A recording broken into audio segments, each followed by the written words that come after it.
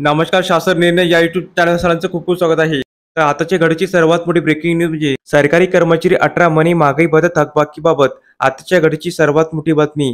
त्या संदर्भात या व्हिडिओच्या माध्यमातून संपूर्ण अपडेट सविस्तरपणे पाहणार आहोत. चला सुरू करूया. नोव्हेंबर 2024 पासून 18 महिन्याची डीए थकबाकी मिळणार. ही घोषणा अनेकांच्या कानावर पडल्यानंतर लाखो कर्मचाऱ्यांच्या चेहऱ्यावर आनंदाचा भाव दिसू लागला.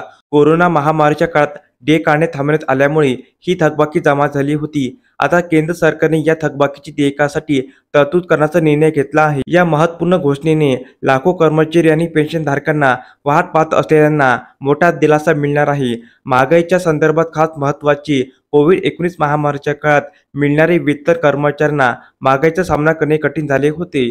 कायम वाढणारी किमतीमुळे कर्मचाऱ्यांची क्रयशक्ती कमी होत गेली. मात्र आता या 18 महिन्याच्या डीए थकबाकीमुळे त्यांना आर्थिक मदत मिळणार आहे. विशेष म्हणजे महागाईच्या संदर्भात खूप महत्त्वाचे आहे. कर्मचाऱ्यांना घर खर्च, जेवण, कपडे, वीज आणि अन्य गरजा पूर्ण करण्यासाठी मोठी मदत मिळणार आहे. सणासुदीच्या काळात होणारे विस्तार.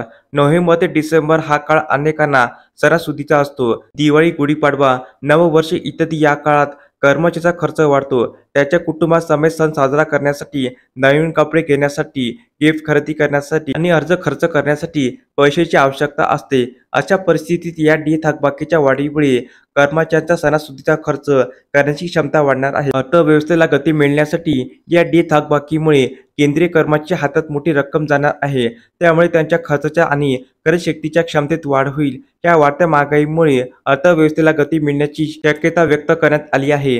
ग्राहकाच्या क्रयशक्ती वाढल्यामुळे उत्पादन, विक्री, रोजगार आणि इतर क्षेत्रांमध्ये सकारात्मक प्रभाव पडण्याची अपेक्षा आहे. लाखो कर्मचारी या घोषणेचा लाभ पूर्ण केंद्र सरकारच्या नियमित कर्मचाऱ्यांसह केंद्रीय स्वायत्त संस्थेमधील कर्मचारी आणि केंद्र सरकारकडून पेन्शन प्राप्त करणाऱ्या व्यक्तींना मिळणार आहे.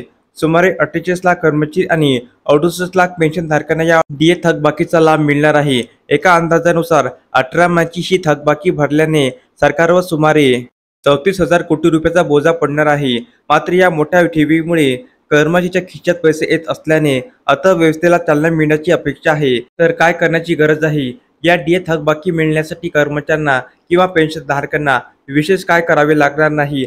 ही रक्कम त्यांच्या बँक खात्यात थेट जमा होणार आहे. तथापि काही गोष्टी लक्ष द्यावे लागेल. तर अशा प्रकारे सरकारी कर्मचारी संदर्भात अतिशय महत्त्वपूर्ण अपडेट या व्हिडिओच्या माध्यमातून आपण पाहिली आहे.